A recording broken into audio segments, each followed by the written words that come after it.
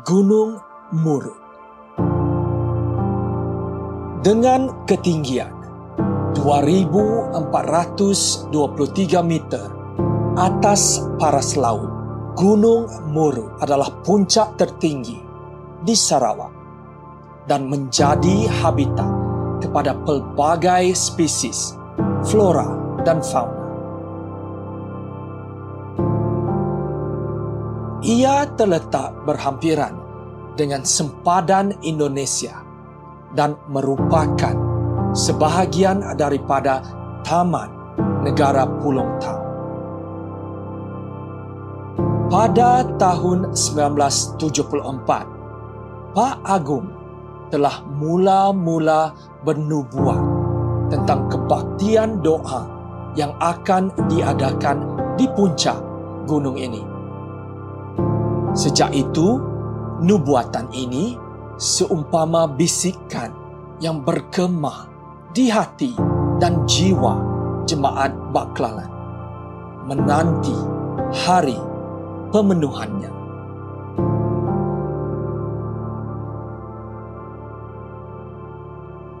Pada tahun 1985, susulan dari suatu siri kejadian ajaib yang merangkumi tanda-tanda mukjizat dan bebola-bebola api di langit, jemaat Baklalan telah bersiap sedia untuk mendaki Gunung Murud bagi pertama kalinya. Lebih kurang 1,000 orang telah menyaksikan fenomena luar biasa pada malam 15 Julai 1985 di Padang Bola, Buduk Nur. Peristiwa bersejarah itu menjadi titik permulaan suatu perjalanan yang mentakrifkan perhubungan suku Lun Bawang dengan Roh Kudus.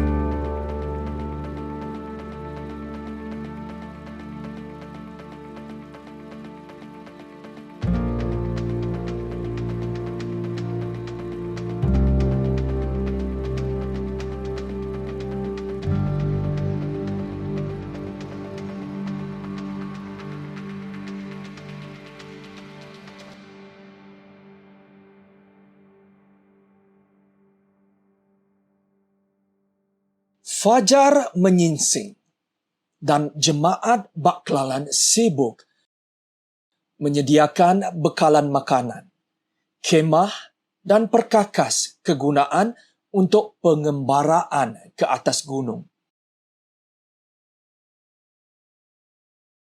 Sebagai pemimpin perjalanan, Pak Musa diikuti rapat oleh Pak Agong dan jemaat yang berbeza mengikut susunan yang telah ditetapkan.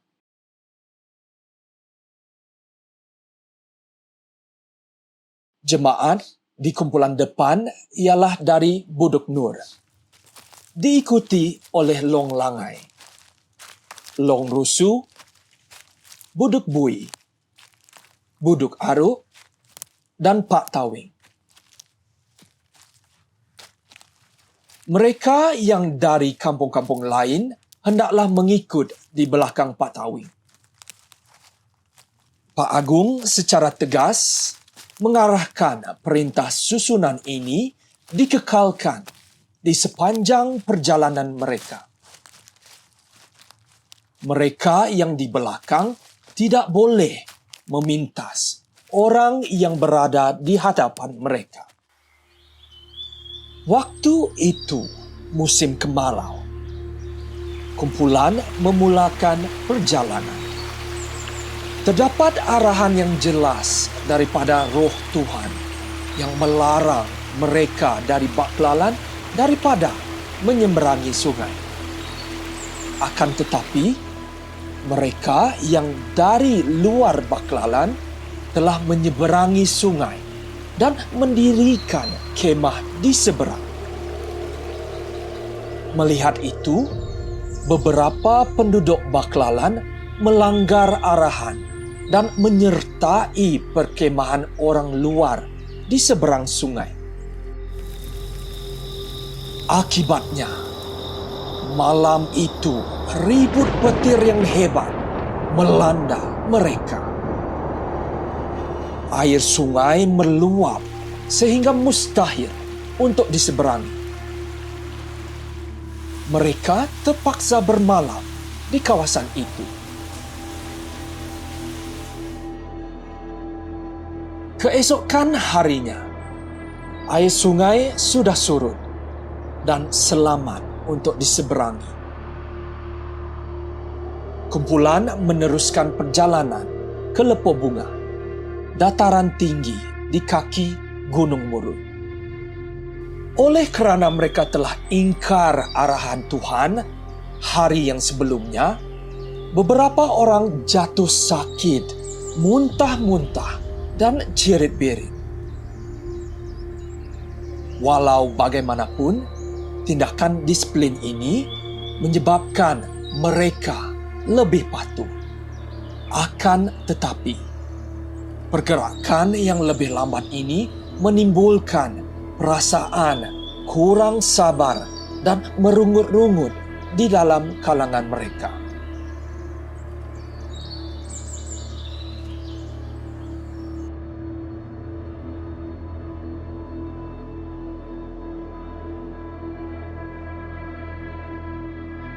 Sampainya ke Lepo Bunga, Tuhan telah menetapkan lokasi khusus untuk jemaat masing-masing mendirikan kemah.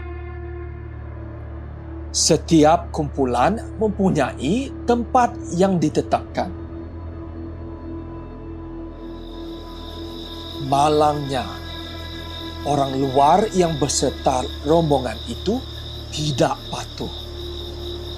Malam itu, hujan turun dengan lebat sekali lagi. Bertambah cemas pula, kedengaran air yang mencurah-curah dari anak sungai berhampiran. Walaupun waktu itu adalah musim kemarau. Pak Musa mengakui bahawa amaran itu adalah akibat daripada melanggar perintah Tuhan.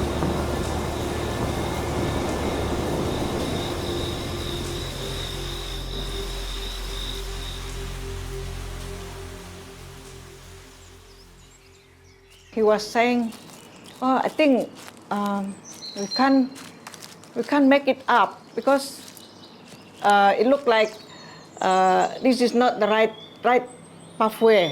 So I think I make a wrong way. So I don't think we can go through." He was saying like that. So we all stand, and then he came to relate to Pak Tagal saying, "I think we have to turn back. I don't think we can make it up because look like we are lost, and we don't know which." He didn't know which track to go now, because initially he was saying, "Oh, it's very clear it was this way," but now turned out to be not the right way. So we turn back. So everybody have to make a U-turn, turning back, and then of course definitely we were the last one to reach the site where we have to camp.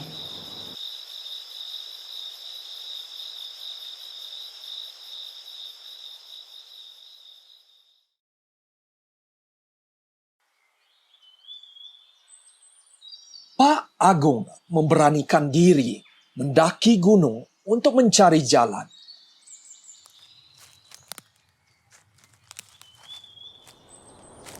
Mereka sampai di kebun batu.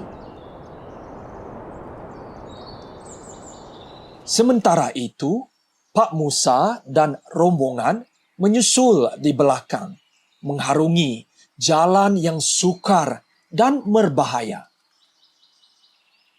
Mereka akhirnya bertemu semula di kebun batu dan bermalam di sana.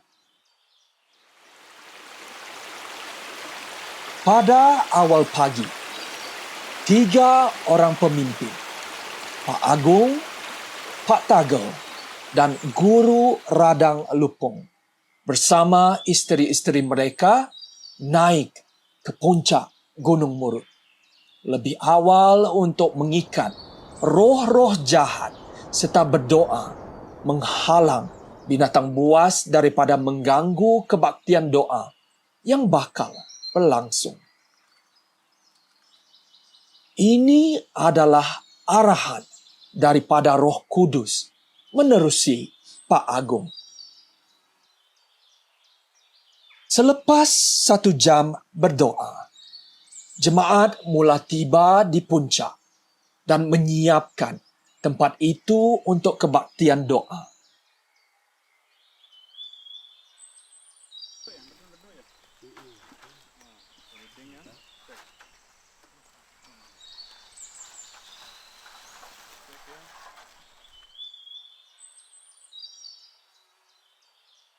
Pada petang itu, seramai 100 orang kelabit menyertai saudara Lun Bawang mereka di puncak Gunung Murud.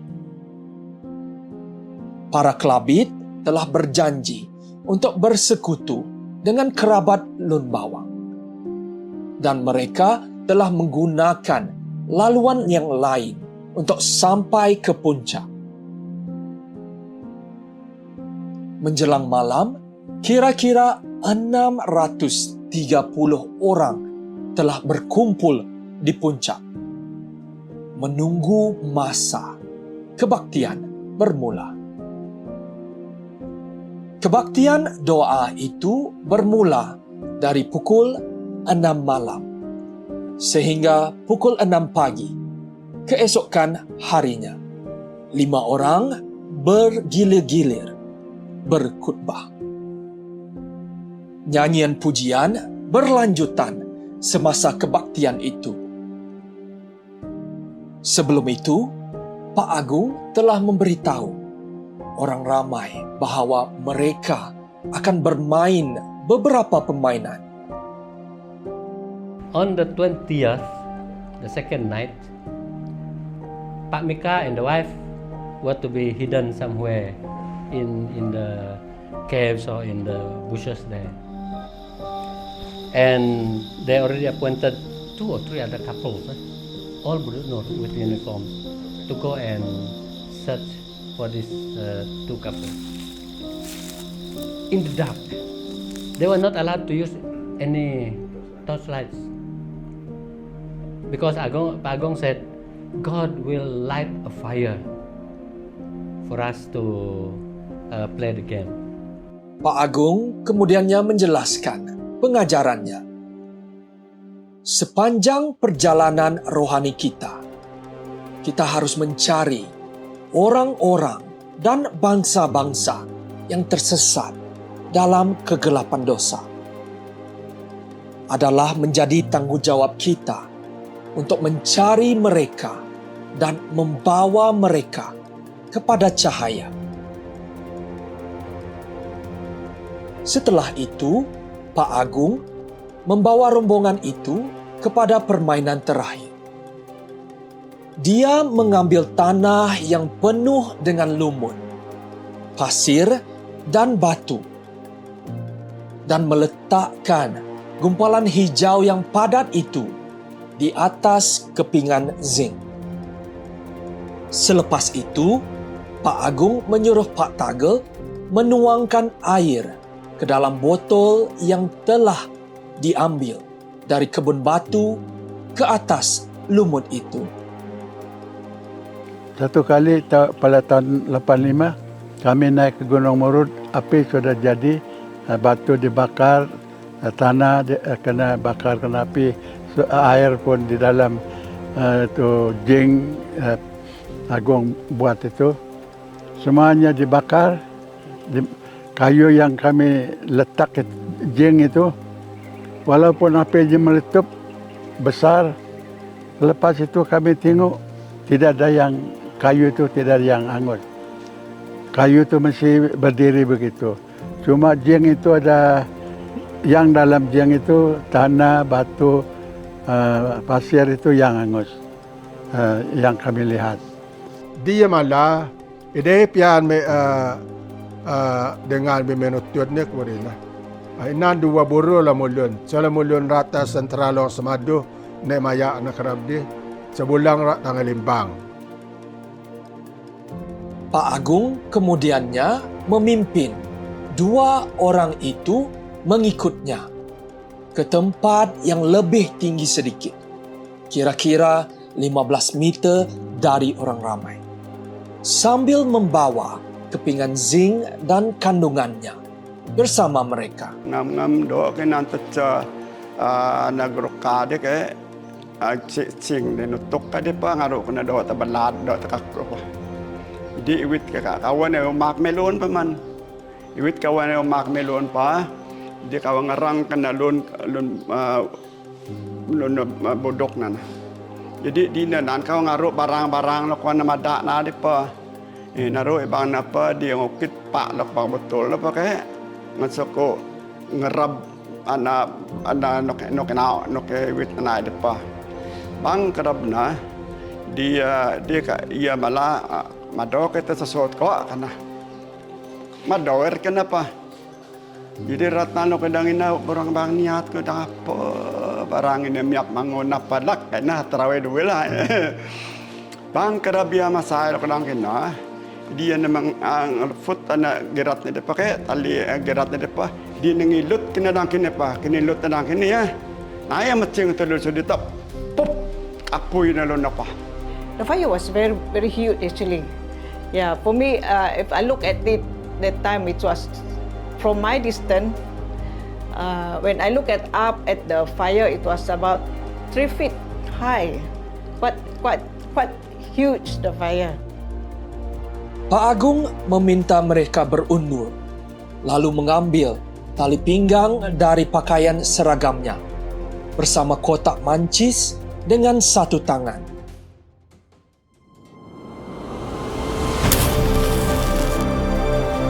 Perjalanan jemaat Baklalan setakat ini penuh dengan pengembaraan, kejutan, lencongan, dan halangan yang tidak diduga. Walau bagaimanapun, dengan sikap hati yang rendah, suci, dan ikhlas mencari wajah Tuhan, mereka beransur-ansur memahami dan menerima jalan Roh Kudus. Kegigihan iman dan kesanggupan mematuhi bimbingan Tuhan akan membawa jemaat Baklalan ke ambang terobosan rohani yang sungguh mengagumkan untuk suku mereka dan suku yang lain.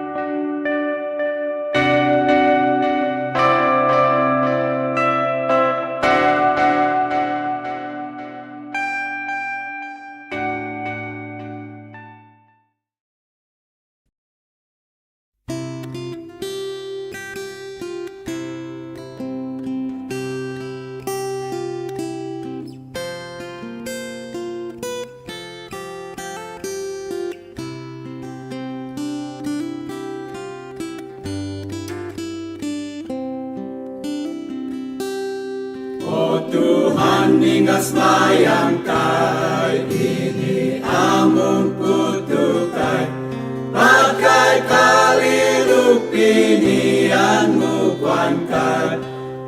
kay namrarumay ulun tanah ini. Madanan kay o Tuhan, kudang lupinianmu. O Tuhan mawang niat kay, ningalukya bilamu. Bang surat ya Matius 4:5,